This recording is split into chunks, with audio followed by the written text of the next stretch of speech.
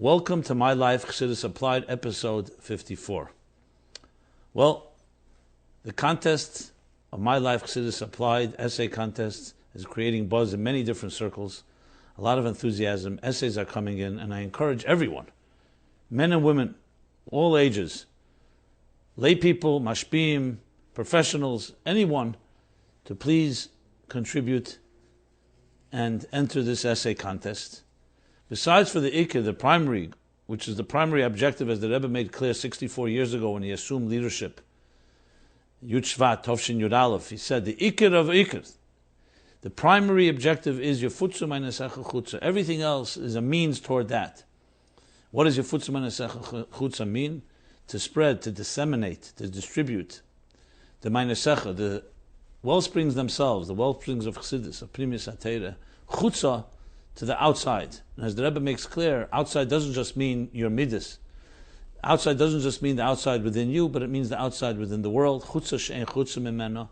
But it also includes outside in the context of a language and a translation of the ideas of Chassidus into terms that the outside can relate to and can embrace, which is the core essence of what the whole purpose of this contest is.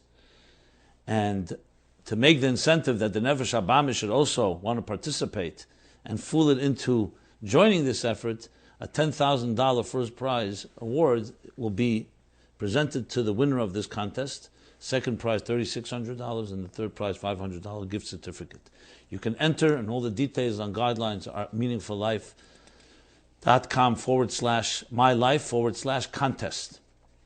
An amazing Hashgacha Pratis happened this week, where it was brought to my attention an Igeris, a letter from the Rebbe, dated Yud Ches Tevis, Tovshin Tezvov, basically 65 years ago, in which the Rebbe writes to a mechaneches, to an educator of clearly young women, students, seminary, and so on. The Rebbe writes at the end of the letter, which is a fascinating letter itself, printed in volume 10, Chelik Yud of Igris Kedesh, page Reish Lamed Ches, Reish Lamed Tes is what I'm reading from, but the letter begins a page earlier, 237, page 237. So the Rebbe writes, Bekeshrim Yem Asiri B'Shvat Habo, Inyan Hoya Shetatzia LaNoris Val Koponim LaKishishis Shebehen Shekol Achas Tichtev Masa Hanegeya Be'eze Miktzeya Shel Avedis Kfei Drushas Meir V'Chomi Admur Sichesav Chulu V'Chulu.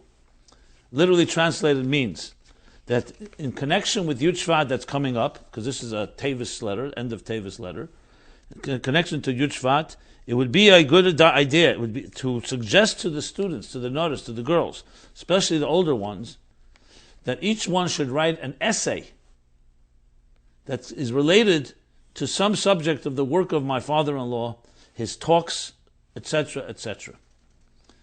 Now, when I looked at the date of the letter, I suddenly realized that the essay contest was initiated and conceived literally 60 years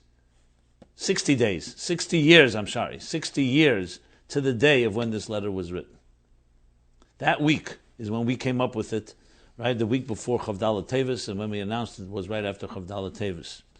So you can interpret it as you see fit, but the bottom line is that the Rebbe clearly is encouraging the writing of essays, and it just vindicates, and actually more than vindicates, it confirms the importance of this, and a great way of encouraging and inspiring and motivating people. And I hope that everyone participates. May the best person win the contest.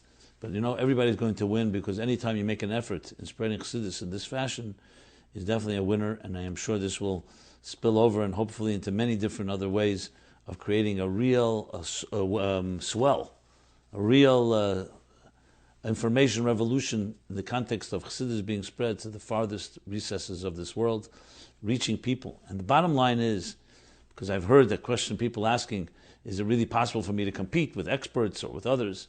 Everyone's an expert here. The goal here is to take an Inyan Chassidus, apply it to a personal matter in life, contemporary life. This is not being measured on professionalism or academic excellence, is being measured purely on those terms as described in the guidelines and outline. And I'm convinced that there are people who will come up with something brilliant that will really take a Maimach Chassidus and really address a real issue that everybody can apply in their lives in a sustainable way, as I said, described in all the guidelines. So I encourage you to go to meaningfullife.com/mylife/contest and submit your essay. The deadline is Rosh Chodesh Adar, which is another 2 weeks, and Hashem should help everybody to do the best they can, and hopefully this will be a critical shlav in helping toward the Yifutzah Chachutza Osimar Del Malka Mashiach, as Mashiach told Baal Shem Tov when he would come. So, the one more thing that Rebbe actually adds in that letter, which I think is also critical to emphasize, he writes about that we see from experience that that when you draw students, that they get involved in work by making their own presentations, this evokes far greater enthusiasm and interest among their friends, which is also part of the same idea, not to just wait for someone else to do it, but people themselves do it, and we learn on the job by being challenged. This is how we excel, and this is one of the ways that we can do this, by participating, by actually putting your energy and investing your strengths and your skills. And don't be hesitant, don't be fearful, be courageous, and go for it. The Maimer Bos Lagani that we learned this year, chapter 5, talks about being crazy, good crazy. So this is a perfect example that we shouldn't just limit ourselves based on our own tentativeness or fears. Just go for it, and you'd be surprised what you may deliver.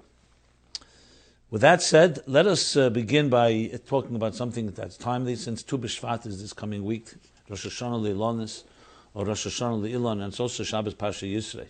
So let me begin with something that's L'chvivusa de Milsa, which means something that is unique and special. I'd like to share something that I probably not shared in public before. I had the privilege, as many of you know, working on the Sichos of the Rebbe. And in doing so, we had to prepare the Farbrengens.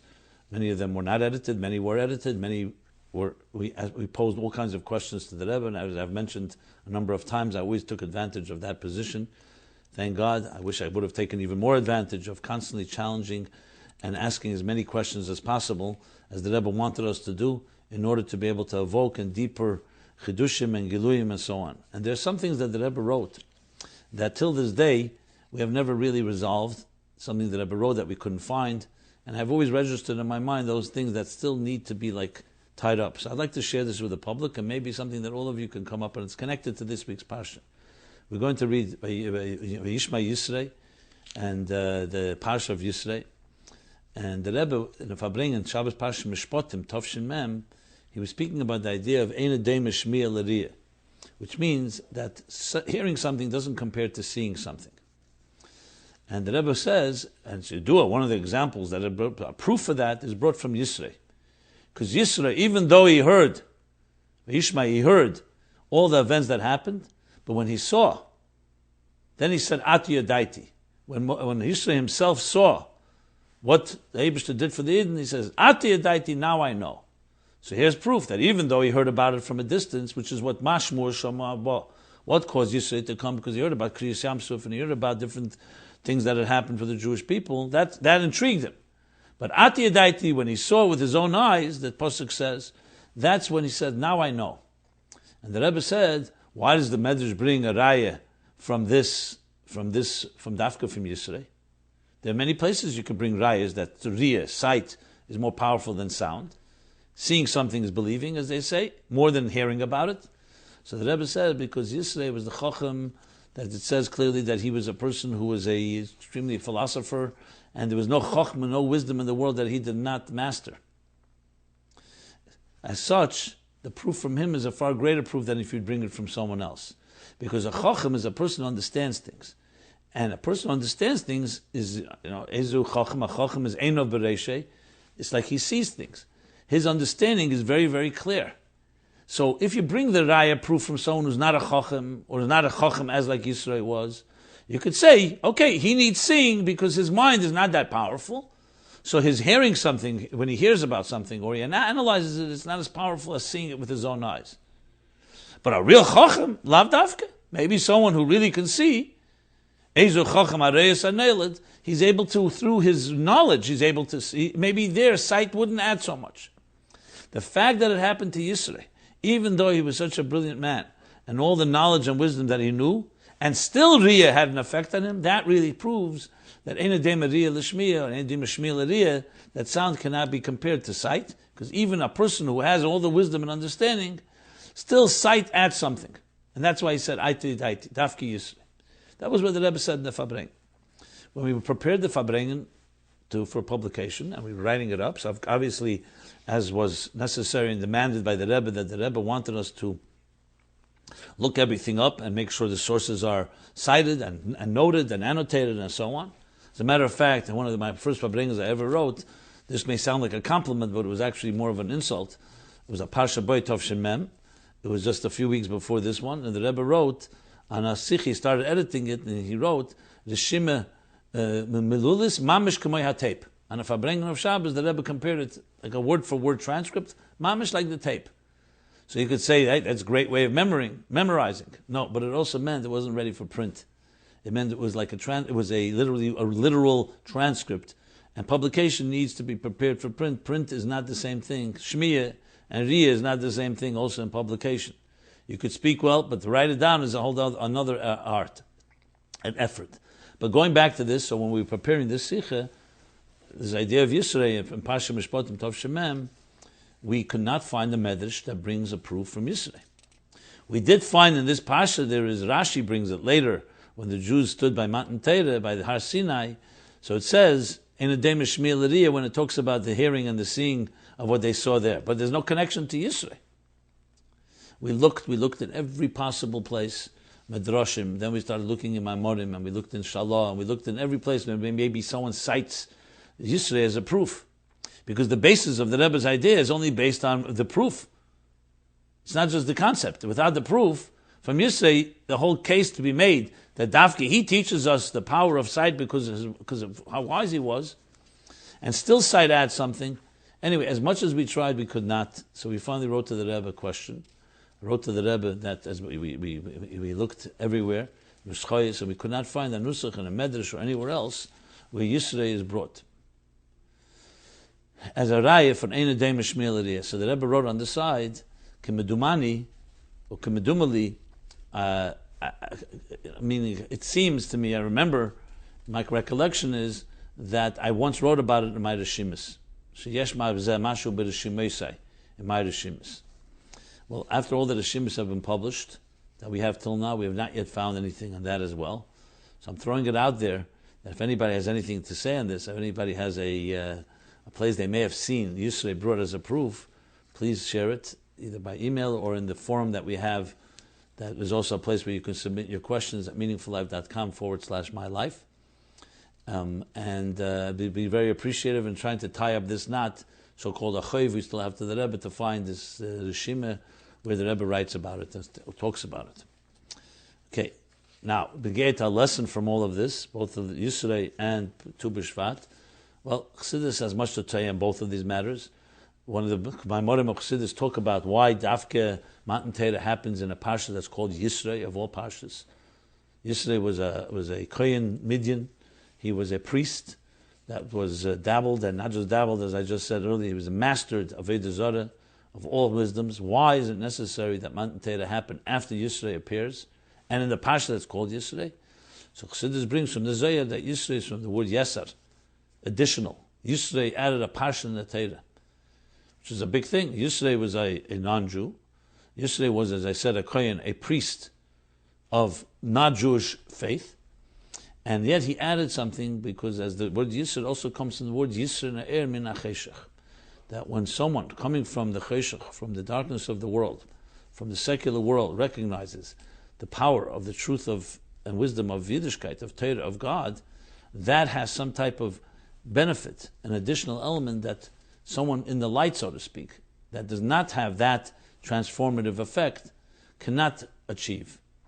And that's why Dafke Matan Torah, which the mission of the purpose of Matan Torah was, as the Bosel Ligani talks about, to bring the Shekhinah down to earth, Vayered Hashem al Har Sinai, the Bitl HaGzeira, to fuse matter and spirit, where we can transform a material world and turn it into a divine reality, divine awareness in the material world. Until that point, that integration was not possible.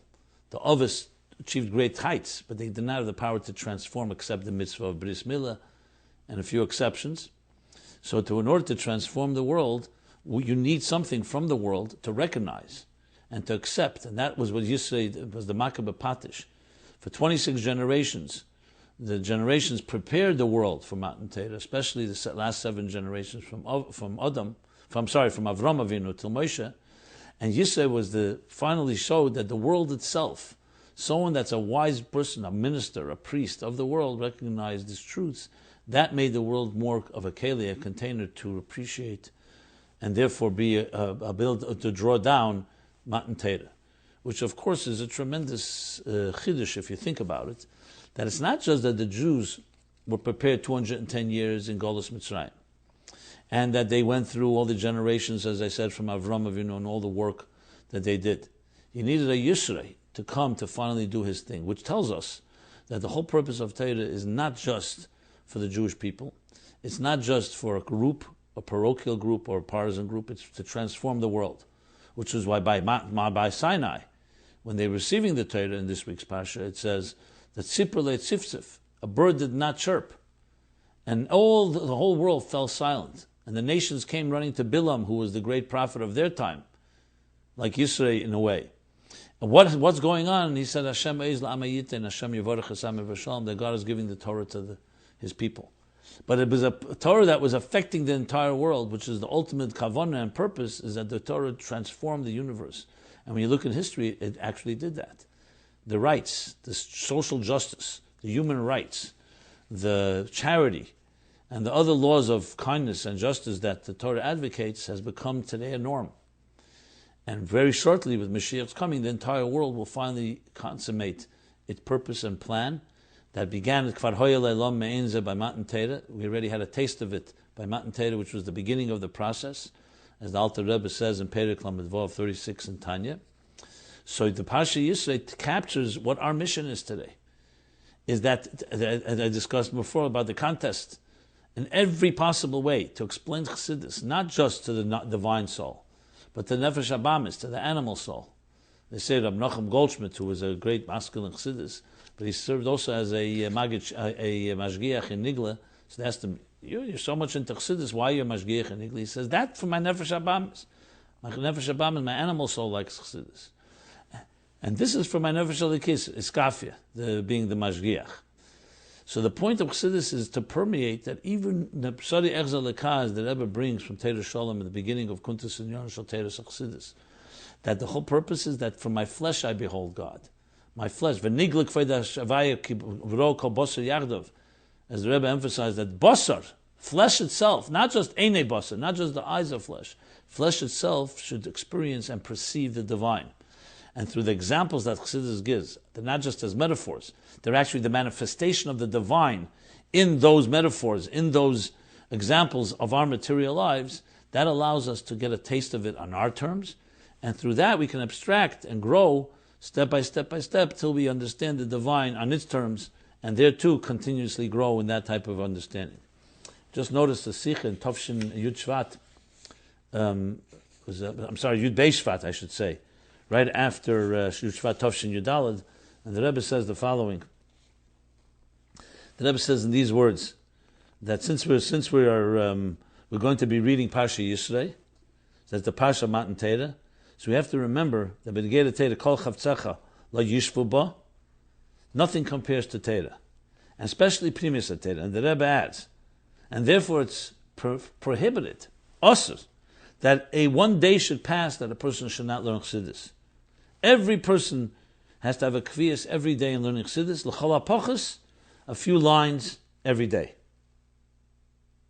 So the Rebbe said. So, now there's one place, but many other places the Rebbe talks about the same idea. And the Rebbe uses the words there that has to be in a form of a reintunken sich and a reinwarfen sich, in limud Chassidus, in like mei hadas haTorah, as mola oras deis Hashem, like a tefillah and a mikveh. The mikveh mei hadas is the knowledge is compared to water, and learning Chassidus should be one that you immerse yourself at least a few lines a day. As far as Tu B'Shvat goes, because time is short, I'll just say one short thought from the Rebbe. Adam Eitz Hasada, a person is compared to a tree, which is the reason why we honor the New Year of Trees. Why is that negayah to us? The tree should honor it. Because number one, B'Shvili Nivrei Elam, the whole world was created for us. Number two, we have everything of the world within us. As the Ovid Rab Nosson and the Medrash says, Elam Katan Adam, a person is like a small universe. So we have the daimon, we have mineral, we have tzemeach, vegetation and trees, all within us, both physically and also, of course, spiritually and psychologically. So there's much you can learn from a tree. Primarily, a tree has three aspects. It has roots, it has a trunk, and has branches and leaves that bear fruit. We're talking about a fruit tree. Deep roots bear beautiful fruits. A tree, as they say, is the only thing that grows in two different directions. For to have a powerful tree, you find the paradox of a tree captures the paradox of life. And what is that? That on one hand, you wonder what's more important to have consistency, a solid foundation, or growth and movement and mobility. Take relationships. Would you prefer to have someone that's very like a clerk, always on time, perfect, always consistent, reliable, but no excitement, no adventure? Or someone that's full of adventure, but they're spontaneous? So spontaneity and consistency doesn't always work together. Of course, the spontaneous dancing at 9 o'clock, we're not talking about that. A tree captures that paradox and tells us you can have both. On one hand, deep roots that are deeply embedded, and they are unwavering. They keep the tree grounded. At the same time, look what happens next. The tree, as a result, blossoms, branches out. And if it's a fruit tree, bears fruit. Pri eitze pri, pri eitze pri, and then a fruit bears other fruit. The seeds of that fruit can create another tree ad infinitum. So it's the foundational elements that create that solid foundation. That itself becomes the springboard for us to grow in all different directions. If you don't have the foundation, you just have that sense of spontaneity and adventure that's very nice, but you're not going to be grounded. If you only have the grounding and you don't have the branches and the fruits, then it won't have that impact of growth and so on. So one short lesson from Tu B'Shvat we can all derive in our own personal lives. Psychologically, many, many lessons can be derived in this based on different personality types. Those that are more like sun people, more like moon people. The sun is consistent, but the moon goes through changes.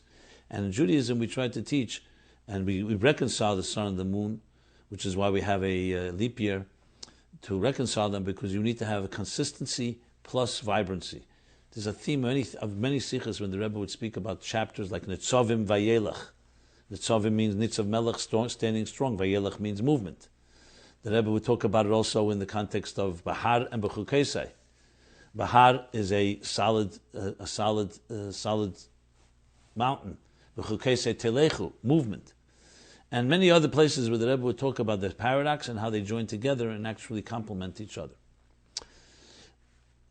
One of the topics we spoke about last week, and I want to continue, was about work and a job, about people working late, coming home late, and so on. So it was pointed out to me a letter from the Fri Rebbe. The letter is dated Vov Tevis Tovshin Gimel. I believe it's in the Miluyim, in the later volumes of the Fri Rebbe. The letter is numbered 6,542. Vov Tovkuf Membeis. I'll just read the letter. It's a very powerful letter that Rebbe writes. The Fri Rebbe writes that your wife wrote to me about you fulfilling her desire that you shouldn't work more than necessary. Number one, firstly, both the fact that every day you come home very tired and very late, and especially Erev Shabbos and Yom Tov. So I answered her at length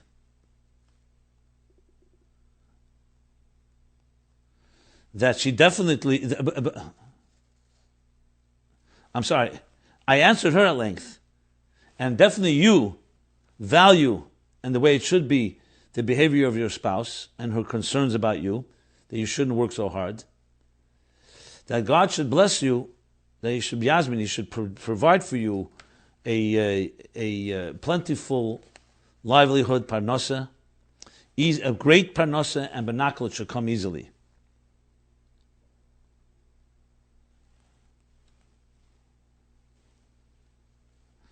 But nevertheless, the Rebbe writes,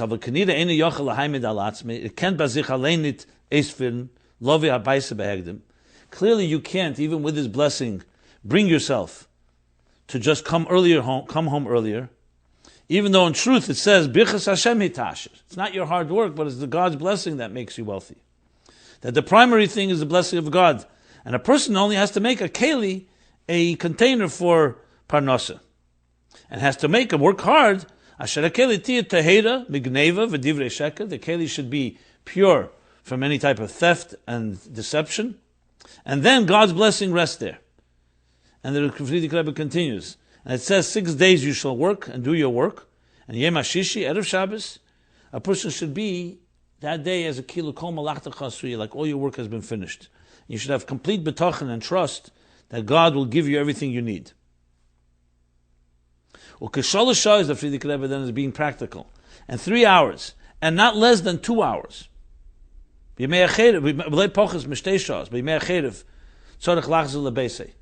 have to come home at least 3 hours, 2 hours in the winter, but to come home before Shabbos. And in the summer, lo yu'ucher misha haravis tzarich lachzor lebeisei. That you shouldn't come home later than number 4 o'clock. And therefore rest at the time from the work that you did during the week, and prepare yourself properly and your family for the Koved Shabbos, beautiful clothing, clean clothing, and it should be in a gute Stimmung, in good mood, and the Sameach is Bnei Breise, and you should be able to celebrate then the pleasure of Shabbos with your family. And then God will bless that from Shabbos it should spread over into the weekdays with health and parnasa b'teva, because we say in Zohar it says that Shabbos blesses the entire week. Wenn man halt ehrlich dem Shabbos, wird man gebencht a ganz Woche mit gesuntem parnasa b'achove. When you are faithful to Shabbos, it's a loose translation, you'll be blessed a whole week with gesund, with health, and parnasa b'achove, with plentiful livelihood. So I thought it was appropriate to read this letter, straight from Fri Jun about work and understanding the focus of work. And as such, let's go over to questions that followed up on that matter, which of course affects us all because people work. We live in a world after Chet Tzadas. The Eibishter made that bezeis hapecha teicha lechem, that we have to sweat, that we eat bread by the sweat of our brow, but we should never think that sweat of our brow is the way it was meant to be. That was because of the Chet. Had Adam and Chava, had Adam and Eve done what they had to do in Gan Eden, the work would have been done for them, and they could have just focused on spiritual growth and emotional and intellectual refinement, and transforming the world of the L'Shamra and preparing it for the Geula. But since they did not, now you have to go and work hard in redeeming those sparks. But bezeis hapecha, with the sweat of our brow. But it should never become our primary objective. It's always a means to something. So as such, question, we learned the idea of not getting fooled and worshipping the physical, material, external, but instead that we must connect to the higher power, inner energy, God, where the truth, blessing, and the source of it all comes from, as I just read from the Fri Jun letter. So we are told not to invest our emotion, brain power in working with the unnecessary when we have access to the source. Only our hands, not our head and heart.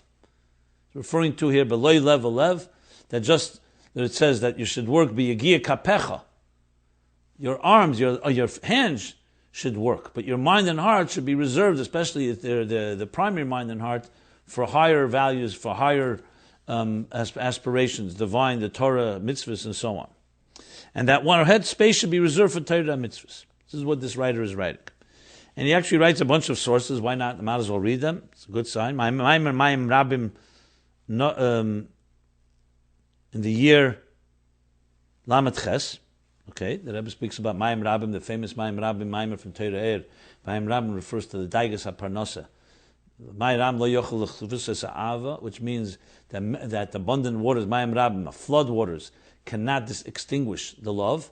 So he explains the Alter Rebbe that Mayim Rabbim refers to Daigas HaParnasa, the worries of making a livelihood. So it refers to the Mayim, the Mayim in Lamed Ches, Tafshin Lamed Ches, the Rebbe spoke about it that year, Noyach, from this room. That was one of the sikhs the Rebbe spoke Motzei Shabbos from his room. Hayom Yom 27th of Sivan. The story of Purim in the light of Chassidus. I guess he's referring to because Purim is a Yom Malacha, a day of work, elevating that work to Kedusha. The theme of Tanya, chapter 32.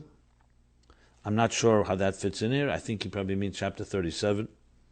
Torah portion regarding the Mon, which is last week's Pasha, the Mon. As the Rebbe Marash says, man is panos in our times is like man lechem min hashamayim, and those that work in that business world know sida hashgacha pratis. And then he writes, here's my dilemma.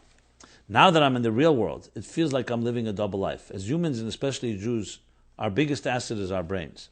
When at work, I give it my 110%. My headspace is totally there. When I sit down to learn, I'm totally there. How could I not give work my full attention? How could I come to work without brain power? How can we understand this teaching practically? Yes, absolutely, when things are theoretical, it's far easier to relate to.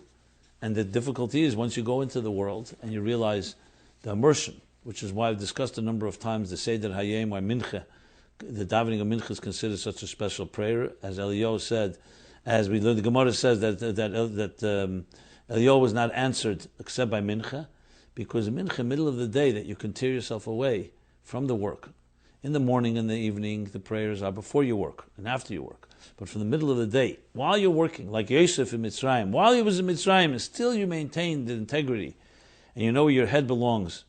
Not in galoshes, as the Rebbe Rashab had told that Chassid. That I see your head, I've seen feet in galoshes, I've never seen a head in galoshes. That's the ultimate goal. The whole Tanya is based on this struggle. Obviously, it would be a lot easier for us to insulate ourselves and run off into a kollel, into an environment, into an oasis, where we're protected from the challenges of the material world. That's what happens. That's our mission when we're children, when we're students in yeshiva, where we're being provided for. And that's when we are building up the resources. But then comes the kavanah of dira b'tachtenim. The neshama doesn't want to come down below. No person wants to necessarily go out into the world and have to deal with the hostility, the tensions, the competition, the challenges. Eretz eicheles yeshveh, it's a land that consumes its inhabitants. Yet that's precisely where we were sent to go, each in our own way. So I understand this dilemma is not your own dilemma, it's the dilemma that every one of us has, everyone in their own fashion. And this is the challenge, that when you wake up in the morning, you have to set your mind and say, Maidani lefanecha, I'm going to reserve my mind and my soul, and I have to always remember, while I'm doing work, that the whole purpose of the work is to refine this world. Is that easy? No, it's not easy. So you simply have to find ways, while you're working, to remind yourself of this. This can be maybe opening up a sefer middle of the day, having something at your desk, wherever you may be working. That one of the Chassidim once said, they saw him saying Tehillim during davening, during work. He says, if I could, you have to be working now. He says, since I could think about work while I'm davening, I can think about davening while I'm working. This is the attitude of a chassid. This is the attitude of what the Torah expects of us. Is it difficult? Absolutely. The letter I read is that balance of knowing Birchas Hashem hitashir, and at the same time, Berachach Hashem alekecha b'chol asher tasa, is complicated. Because on one hand, it's God's blessing. On the other hand, you have to make the keli and you have to do something. So this is a challenge that everybody faces, and this, in essence, if you want to go a little deeper, Chassidus, is the whole essence of what Chassidus teaches, the interface between bli gvul and gvul, between the matter and spirit, between the divine and existence. Bringing these two together is the challenge. So it's nice when you read about it in a sefer, in a maimer. It's a whole different story when you face it in reality. So when you're going out to work, think of it this way. I'm going to work precisely for this reason, to reveal the divine in the most difficult place of all, a place that distracts us and demands of our attention and mind. And you're not going to give 110%. You'll give everything that's necessary according to halacha. But bezeis, it should always remain sweat. It's not something that you run to with excitement. I would submit why so many people are so passionate about making money and about their careers is because they don't find passion in the spiritual. They don't find passion in a mission of their lives. If they did, then the work would be seen as a simple tool. How many people, for example, are passionate if you have to go and, let's say, knock in a nail to fix a wall in your home, or how many people are passionate about knocking in a nail? You have no choice. The only way to hang up a painting is you have to knock a nail in and hang the painting up. The only way to get certain things done is you have to use tools and a tool chest. You realize it's a means, and you realize what the end is. When we don't have an end, or it's not permeated us, that we know that we have a mission in this world, and then your work is not just a tool chest. That doesn't mean you shouldn't do it. It doesn't mean you shouldn't do it faithfully. You should do it well. Use your ingenuity. Make money. But don't let that become the end and everything else the means. They tell the story about one of the fundraisers gets up at a dinner He was the last one to speak, and he said, Rabbi say, Bizitzt haben alle Tag geredet wegen Teire, aber meinen haben sie gemeint Geld. Till now everybody was speaking Teire, but really what they meant was money. It was a fundraising dinner. Ich gehe mit euch reden wegen Geld, aber meinen ich Teire. I'm going to speak to you about money, but I really mean Teire. So this is the point. Obviously, this was a good way to get, hopefully it helped. But the point is, what is the ikar and what is the tafel? What is the primary objective and what are the means to get there? And that's the whole purpose. Yes, dira b'tachtein is the kavona, but not to become comfortable and say, oh, you know what, this is a great place to be. It's to know that you have to come here. But remember that the priority is transforming the world, not becoming part of it. And especially someone who's learned Chassidus, who understands Chassidus, knows that Chassidus comes to keep that awareness of a divine awareness even while you're immersed in this world. And there's no compartmentalization. Ein Eid Malvade means that everything is elevated. And that's how we maintain that. Now, practically, the advice I gave before and a few other things. Having a chavrusa, getting on the phone every day, let's say 3 o'clock or lunchtime or whatever it may be, talk to someone 10 minutes. The Rebbe said a few lines of Chassidus. Keep reminding yourself, the more signposts you have, the more you'll get it done. It's hard to do alone, that's why it's good to do it with someone else. But the more you're able to hold on in the middle of the day, remember, why are you here? And then, of course, when it comes Shabbos and Yontif, when you have more time and you're more with your family, that's the time where a person should really work very hard at establishing, why am I here? This is a good question you should ask yourself every morning. God returned your soul to you. Why? Almost everyone is going to come to the conclusion, it's not for me to go to work and make money. It's for me to transform the world. To do that, I need to go work and earn. Okay. Let's move on to the next question. The next question will be about, painful little question, but I felt it's important to address. My sibling hate is the way the person wrote the subject. It's even painful to say that, but we're trying to not mince words here. So my 9-year-old boy has an extreme hate toward my 4-year-old boy. Any ideas of how to deal with this? Yeah. So I looked around, could not find in the Rebbe's letters or in any of the Rebbe's Beim's letters and Sichos direct reference to this, even though it would have been, of course, helpful. If somebody does find something, please pass it on, as always, to meaningfullife.com/mylife, where you have a forum, you can pass anything on, or send me an email personally, Simon, my name, at meaningfullife.com. But I will extrapolate from different things in Chassidus and Torah about this. Obviously, the word hate is a horrible word. When it's used in the context of a sibling, it's even more horrible. Leisisna. We have a clear Torah directive that says you shall not hate anyone. The word hate is a cancer. It's a poison. It's toxic. Not just for the one you're hating, for you, the hater. So when we see people hating, adults and definitely children, we have to do everything possible to eradicate it. Even if there's a behavior that seems to be questionable or problematic, we don't hate it. The Alter Rebbe speaks about this in Tanya Perek Lamed Beis. You may hate the act, but you don't hate the actor. May the sins be erased, not the sinner. The word hate is not something that should be in our vocabulary. But I want to address this specific, I want to broaden it. So we have to do everything possible to eradicate it, in the sense when a person has hatred, it means there's something dysfunctional going on in their lives. Neshamas don't hate. Souls don't hate. Neshamas lamaila, without bodies, the concept doesn't exist. What is there to hate? The only thing you could say is they despise, as a tzaddik gomer despises ra, despises anything that is against the divine. But that should not be confused with the hatred, the petty hatred that human beings have. That's a despise. That when you love life, obviously you hate death. But the hatred of death is more that you completely find it repulsive, because it goes against truth. It's like someone says, I hate sheker, lies. That's not the personal hatred that spills over into personalizing. You can disagree with someone adamantly. You can even say, I despise that approach, but never apply it to the person. So when he speaks about sin and Tanya in that sense, in Perek Yud about the tzaddik, and then later, as I said, in Perek Lamed Beis, when he talks about Rishayim and so on, It's not about the personalization that we say, I hate these people, this one hates. Today we find in society people who hate each other, racism, discrimination, biases, prejudices, and so on.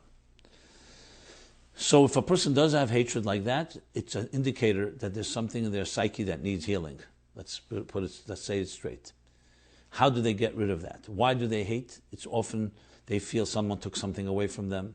They feel lack of self-esteem, blaming others, starting to hate anyone that has something that you don't have. These are forces, these are very, very despicable midas that a person has to work on. First to at least repress and then hopefully to eradicate and eliminate. Now, this particular question, I would say the following. I don't know the circumstances. Sometimes this is sibling rivalry in the sense where a child is getting more attention. Very often you'll find when a new child is born, parents are extremely careful that they shouldn't put all the attention on the new child because it sometimes creates jealousy. Children are used to getting attention and now the new baby is getting all the attention. So is it an outgrowth of that? Possibly. I can't say because again I don't know the circumstances. If indeed it is an outgrowth of that, then the solution is a simple one. Well, let's not put it so simple. He's already 9 years old and a 4-year-old. But you have to reverse it immediately. The 9-year-old is, I believe, crying out for attention. And it's expressing itself in the hatred to the sibling. So you have to do everything possible, not to talk necessarily about the hatred, but to feed and nourish and nurture this 9-year-old child. Bring love to him. And to the point where you water him, that he feels nurtured, then that will hopefully dissipate some of his negative feelings. If that doesn't work, and there are other factors involved, you may have to take him to a doctor, to a psychologist, to see if he has some type of imbalance, some type of chemical imbalance. And I'm not running right there because I'm not suggesting that's the case, but you have to eliminate all the usual suspects because some people have a lot of tension inside of them, and it may express itself in hatred. And the most vulnerable person to touch is the 4-year-old. Also, that you don't write about whether there are other siblings and whether this 9-year-old boy has similar attitude or not to the other siblings, or maybe there are no other siblings. Regardless, it's too little information for me to really give you a full comprehensive response. But the 3 points I made hopefully can help. And if you do want to provide more, I'll be happy to address that as well. Now, obviously, this already borders on a topic that the issue many times, the advice I can give here, and there's advice that you must have a professional, someone who can evaluate and examine the child, the 9-year-old, and see what's going on. But there's no question that you can always do something about it. As parents, I commend you for writing, but more importantly, commend you to act on it, because you don't want this to become a bigger monster than it is. And it has to be nipped in the bud. 9-year-old is still, it's still young, but still, and therefore things can be done. So I definitely suggest that you do not be passive, act on it. And you have to get to the bottom of what is driving this child, how he behaves in school. Does he show this hatred to other students, to other friends of his, or is it exclusively only to this 4-year-old? I mean, all these questions must be answered to really be able to give further advice. But let's just sum up again. Sinna, hate, is one of the worst midas. And it eats you up alive. Even more than the damage you can do to others, the damage it does to you. You get filled with this toxic energy that's a negative. And as the Alter Rebbe speaks in Tanya, Perek Yud Beis, when he speaks at the end there, Tina V'Sinna, he talks straightly how to get rid of a grudge, how to get rid of hate, something we've talked about as well. First, the idea of Moich Shalt Alev, cognitive conditioning, emotional conditioning, behavioral conditioning. All these are forces that can help a person get through it. Behaviorally is in actions. Cognitively is like a different mindset, finding things that you enjoy, that you love, that channel the energy instead of to hatred, but to something kind. Encouraging a person, rewarding them for kindness. And then, of course, emotional conditioning is simply to get their hearts going and exercising the positive part of the heart as opposed to the negative part. So there's the cognitive side of it, which is more intellectual, like, setting your mind to something, and the emotional is ultimately the place you want to transform it. And as the Rebbe makes it clear in many places, including Bas Legani Tovshin Tezvav, said 60 years ago, that we have the power not just to control, not just to weaken, but to transform even the even negative passions like hatred towards something positive. So with that said, let me go over to another topic which I promised I would speak about in the previous week, but now we'll at least begin to address it, and that is the concept of the anatomy of evil. Theodicy according to Chassidus. Theodicy according to Chassidus. Theodicy is a word that is used in the discussion of the philosophical quandary of a good God and evil. And there are many schools of thought that address this question, but I'm going to address the question that person asks is, if Chassidus teaches that all evil is really good, then why do we look at the evil as bad? When terrorism or bad people do bad things, shouldn't it just be looked at as good? How does Chassidus look at evil? If God is good, why does evil exist? Another questioner asks, can you address current events according to Chassidus, Islamic terror, namely? I'm specifically referring to the rise in Islamic terror, particularly ISIS. How can I deal with the fear I feel on a constant basis? What does Chassidus say about such pure evil? Is there any good? Yesher koach for your wonderful work. Okay. So let's break this into several parts, and I'll begin discussing it, and I'm sure we'll need more time to address it fully. I'm not going to go through every philosophical school of thought, but just broadly, let's just, for contrast purposes, Yisur Ne'er min HaCheshech, as I mentioned before about Yisrei, a great way to appreciate Chassidus is by comparing it, simply by contrast, to see Yisur Ne'er min HaCheshech, seeing how others look at this issue. So if you look up in general schools of thought about good and evil, and God, one response is that evil is an illusion. And therefore a good God did not create evil. Evil is an illusion of the mind. Another response is that the other way around, that God did not create evil, evil is created by human beings, and God takes a back seat. I'm not going to give the sources for each of these approaches, but clearly, as you can understand, the Torah does not accept both of those. And Chassidus does not accept both of those. But both of those are trying to reconcile the issue. If God is good, how could He allow or do evil to people? How could there be evil? How could He create evil? And you see, evil is in the sense of injustice, innocent people being killed, and so on. Then comes, of course, the answer of free will.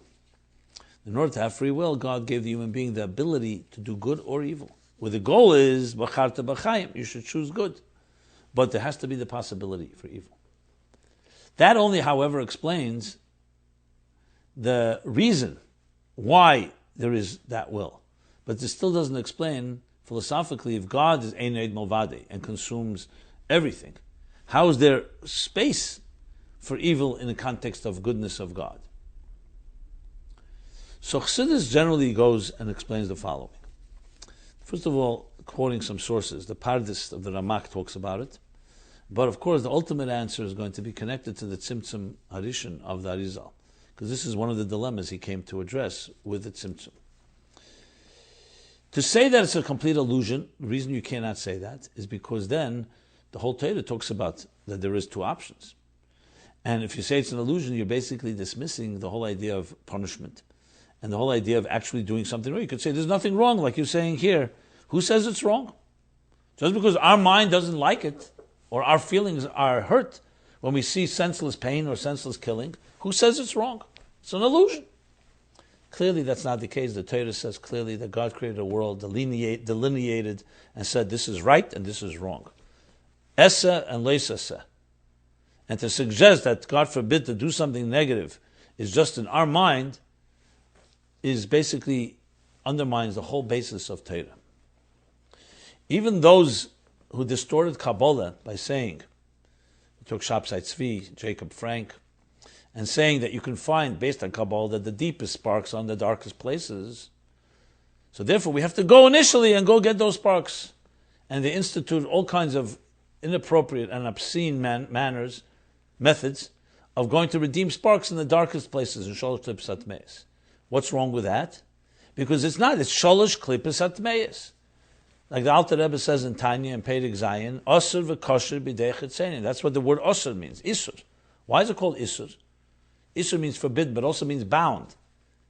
Because the spark, and everything has a spark. Even Sholosh Klippos Atmeis, as the Tzemach Tzedek and the Rebbe Rashab make clear that at the end of Tanya, that first chapter of Tanya where it says, Sholosh Klippos Atmeis she'ein behem tev klal. They have no good at all. They make it clear, mitzad atzmam, ba'atzmuseh, on their own they have nothing. Why is one of the examples that Rebbe Rashab gives In Vayigdal and Orim, Samachei, there's Maimer in Ayin Hay, Padav Shalom, other places that the Rebbe cites, that the spark has become like a Chaticha Nasan Avela, which means a kosher piece of meat, but fell into a big pot of an unkosher meat. So it's still kosher technically, but now that it's become consumed, you cannot any way free it because it's now become completely submerged. So the spark is completely trapped in a place that you can't redeem it. Echte v'oshuv. If someone says, I'll sin and redeem, it's not acceptable. So that clearly this means there is things that are asur and there are things that are mutter. So it's not an illusion. But then comes back the question, how is it possible in the face of a good God? So again, why there exist these two options, free will. But how? So here you have to go into the dynamics, the mysterious dynamics of how God so-called conceals himself in existence. So basically, and this is also taken from Sichos like Noyach, Tovshim Mem Ches, the Rebbe says, Ha-magbi yodei al chaverei. A person lifts his arm to another is called a Rosha. The Rebbe speaks there at length and brings from Teira Sholem the idea of how evil emerged. So in Teira Sholem, the Rebbe Rashab says, and this is based on different Maimonic Chassidus, that Ra is Mitziyusei Heder. Mitziyus of Heder. It's a non-existent reality. This is not illusion. It's a Mitziyus, but it's a Mitziyus of Heder. Think of it like negative energy. There's positive and there's negative. When you don't act on it, a person sits and does not do a sin. It's like they do a mitzvah. Why? Because there's energy there. And when you avoid it, you're freeing it because that's why it was put there. It was put for you not to do it. Like Yediyas HaShlila. Loisaseh. By not doing it, exerting energy and avoiding being tempted by it, refraining from doing something is also energy. Your energy, in a sense, frees that spark. So it's Mitziyus of Heder. Something inappropriate, Mitziyus of Heder. What happens, God forbid, if a person does it, acts on it, or perpetrates something inappropriate? They've now given something of Heder Mitziyus. So you've taken something that was a negative energy and you've given it positive energy. Now you've taken something that was meant to be nothing, meant to be non-existent, meaning non-existent by you avoiding it, and now you've given it validity. And once you give it validity, now you've really created a distortion. So there's two stages, in a sense, how evil is produced. One is a concealment, and if we're wise and we avoid and refrain from acting on it, then everything is fine. You reveal, the example given, a father hides from his child in order to elicit the ingenuity of the child to discover the father. The child starts looking and looking and looking. The Rebbe brings one sichos, Zunti gesucht, Monti gesucht, Dienstag gesucht. Searched on Sunday, searched on Monday, searched on Tuesday, doesn't find the father. At some point he gives up. So what's going on here? The concealment, its intention was not that he remained concealed. The concealment was meant for you to work hard and find the father. But once you give up, you give the concealment true value.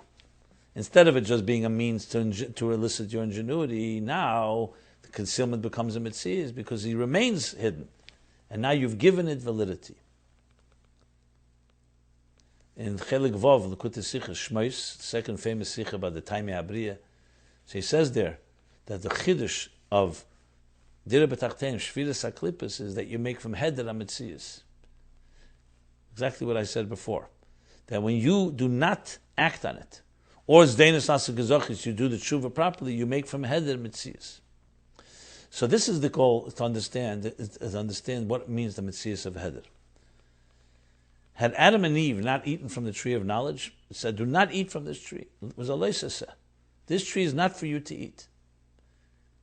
That means that by not doing it, you fulfill something. Heder. They're not doing. There are things they're told to go do. Eat from the tree of life. Do this mitzvah, do that mitzvah.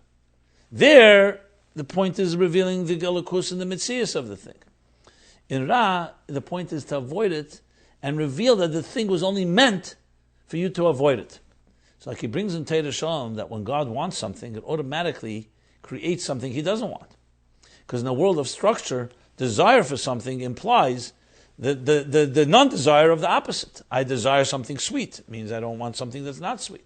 I desire good, but inevitably it creates a shadow energy called the energy of the negative. Now, if you avoid that negative, then it fulfills its purpose. So essentially, the Tzimtzum Adishon, God concealing His presence, the purpose was not Tzimtzum. Tzimtzum is not Kipshute, number one, it's not literal. Number two, Tzimtzum is not the Kavanah for itself. In Ruach HaMesh Lim Tov Reish Tzadik Hey, the Rebbe explains, it's not a Tzimtzum, it's not for its own purpose. It's Tzimtzum B'Shvil HaGilui. The Father is getting concealing in order to reveal. What gives Ra power? When you buy into that, I don't want to call it illusion, because I said it's not illusion. When you buy into that concealment and you give it validity, and you say, oh no, that's the state of affairs. You know what? Everyone's doing it. This is the way it is. Once that happens, then you have problems. The Rebbe said more than once, but I remember once the Rebbe saying, everybody has flaws, but don't make a philosophy out of them. The fact that there's concealment in this world of the divine, yes, but recognize it as concealment, and that's the beginning of the revelation. Recognizing that this is not normal. So therefore, bottom line is, disease is a negative, and it's negative energy, and it gets power when you give it credibility and you act on it. And you bring it alive. So you're taking something that was meant to be a not, and you're making it a yes. So that's how evil begins. It begins with not energy, negative energy. Had we not acted on it, it would have a purpose. That's why a good God can create that. Because God is not in the evil. The whole purpose of the evil is the not being. And that's the reconciliation of theodicy according to Chassidus. Briefly stated. Now I'm sure when you look into this and start thinking about it more, you'll have more questions. Because then what happens next is, once we give it validity, now it's become a monster. Now it's become a power. So you'll say, where's God in there? The answer is it's there because God has bound Himself to our actions. So the nitzutz now is bound there, and the only way to redeem it is either avoiding it, but if you acted on it, then the only way is through tshuva. And tshuva requires very strong effort, because something that's locked and trapped, to get it out of prison requires a lot of energy. Perek Zayin, chapter 7, he explains what that means. Ave. And because this negative state of affairs brought the deeper thirst, hoyel val yodeh, because of that, you have the power of zdeinus nasalei kazachias, that you can transform even the negative into positive. But that's after the fact. Before the fact, avoiding is the way. So now, once it's there, it still has a spark. But the key condition is shvirosan zui takanosan.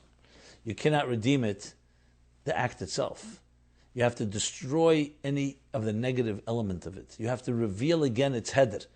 You have to header. You have to destroy, and through shvirasa, through destroying that which was the evil part, zui takanosan, that's its repair. So firstly, that's again the statement, that from negative becomes positive. Destroying something becomes its repair. But here, it's two steps. You're destroying the act. You're destroying the levush, you're destroying the garment that the energy, the divine spark manifested in, and then you can free the spark, and it turns into a tremendous love and passion toward the divine. That is redeemable. So the God within there remains good, but the good has become concealed because God has allowed us, like you take the king's head and put it into the worst places. He gave us the ability to take his head, to take his sparks, to take his divinity and put it into negative places. So the answer to the big question is that, number one, God did not create evil. Ein ra yered milmayla. From God's mouth, evil cannot come. What comes is positive energy. Now, manifest positive energy immediately creates negative energy. It's an alter ego. It's antithesis. In Atzmos, which is built in Mitzias Nimtza, there's no a non-existential existence. There's no such thing. There's no possibility. But once there's a tziyur of kedusha, once you define things in a certain way, definition by definition means there's another alternative. There's a second path. But the second path is meant to be a negative energy, not to be done. Therefore, that's reconciled. A good God can allow such energy to be there because He's not expecting, doesn't want you to act on it. But then he gives you free will, and free will allows you to act on it, allows you to make it from a negative a positive, a bad positive, and for you to now fix that, now you need to do is take the negative and destroy it, reveal the negativity of the bad that was done, and redeem the divine spark that lies within it and elevate it. This is, my friends, the dynamics of theodicy and the approach from Torah to evil. Now, we still have to apply this when you see real bad things happening. How do we look at it? I spoke much more theoretical. I would not put this in the category of applied Chassidus. I would say maybe it's explained Chassidus. Applied Chassidus is taking this and applying it, which we will do, please God, in the coming episode. Since time has run out, and we have not addressed everything that was promised, I do want to conclude on a positive note that Fri Jun Rebbe writes in Perek Hey of Bosel Lagani, and the Rebbe explains both Tavshin Tezvav and Tavshin Lamed Hey, twice when he explained chapter 5, this idea, Shtus de L'umazeh, Shtus de Klipa. Exactly what I just discussed now, the concealment of the divine. Ein Odem Ever Avera, a person does not do a sin unless they have a moment of insanity. Why? Because the divine presence would never allow. If you knew that your hand was in fire, was being burned, you'd never put your hand in fire. So there has to be a moment of concealment. That concealment allows you to convince yourself that this thing is not bad. From the divine perspective, it absolutely is off limits. But from your perspective, you can convince yourself it's not. So you can go ahead and say, okay, my next step is to see the light and stop following my insanity. Says that Perek Hey, no, the kavana ultimately is esapche. To take the insanity, to take the craziness, the foolishness, the mindlessness of following, like he says, azay tut welt, culture, customs, traditions that don't have any necessary intelligence to them. But everyone's doing it. To take that type of foolishness, shtuz de lumazeh, and even further, shtuz the real klipa would be actually doing things of Eiver Aveda. And there's an insanity involved. Not enough to stop the insanity. Take the insanity and turn it into insanity of Kedusha. Holy madness. Do something crazy. Give charity in ways you never would have ever done. Do something insane in Kedusha. Learn like you've never learned. Take Chassidus and do something revolutionary with it. That's the kavanah. And that's the purpose of why we're here. And that, the Rebbe says, is negeya in the kavanah of atzmus, of dira b'tachtenim. The whole purpose of the Deir HaShvi, to bring the Shekhinah down below, is not just the Shekhinah, to bring atzmus. And atzmus is less machshava tfisa beklal, beyond it all. How do you get beyond it all, beyond structure, beyond mind, beyond heart? That's called crazy. That's called insanity. That's called madness of Gedusha. Because you're reaching a place like Rab Shmuel, Rabbi Yehuda ben Elah, when they danced at the wedding, binyan adayad, kayach ein sof. How they dance? They dance completely out of Agbolas. Dancing itself is lifting both your legs, not just walking, dancing. It's a dance of Gedusha, a fife of Gedusha, as the Rebbe spoke, Purim Tavshin Lamed Vav, about the whistling. Fife of Gedusha. And initially, Rab Zayda looked and said, you're embarrassing us. Talmid Chacham behaving like this, dancing with the juggling of the 3 myrtle branches, or 1 myrtle branch, it's talking about the 3 with Rab Shmuel. And then later, when he sees by his Levi, he sees the flame that separates him and Welt, which signifies that the Rebbe says, Hechef ha-Welt, Hechef ha the Elam, Helam v'Hester. Don't just look at the world, but beyond the world, and they realize that this is the shtus of Kedusha. This is the Veda of our times, because we live in crazy times. What I mean by crazy is people conform in crazy ways. And if you're already doing something that is beyond the rational, irrational, might as well do something that's beyond the rational, super-rational. And that, baby, and that is what the Rebbe said, Chof Ches Nisan Tavshin Nun Aleph, 24 years ago, almost 24 years ago, where he said that maybe there'll be 1 or 2 that will become obstinate, einsparen sich, and not do and not leave any stone unturned until Mashiach comes. This requires Eres de Teu and Kelim de Tikkun. Eres de Teu are crazy energies. They're mad energies. They're madness. But madness that's packaged in a way that the world can contain. So it's packaged, it's camouflaging as Tikkun, but it's madness. Madness of Kedusha. Not madness that, number 1, can be not from holiness. And number two, could be a madness that the world cannot contain. That's not the approach. So Eibishter should help that in the schus of Yud Shvat, and we're going now to Tu B'Shvat, and we're going to the other special days as we go along, that we should use the opportunities that were given to us, the blessings of Chassidus, applying it. Yefutzu meinesecha chutza. Yefutzu also is like ufaratzta. It's wild, spreading everywhere. It's not one channel. Faratzta yom avakeidim v'tzafein v'negba in all directions, east, west, north, south. Yefutzu, spreading it out, distributing it in the wildest possible ways, in the maddest ways, in the craziest ways, but in a chutzah, in a way that's applied and relevant to the chutzah. So again, I encourage everyone to participate in this essay contest, the My Life Chassidus Applied Essay Contest. There's a few more weeks for the deadline to apply a concept, an inyan, a maimer Chassidus, grounded in a maimer, but to do it, use your minds, use your imagination. Do not be intimidated. Do not think that some others are going to do it and they may win. Everybody's capable of winning. Everybody.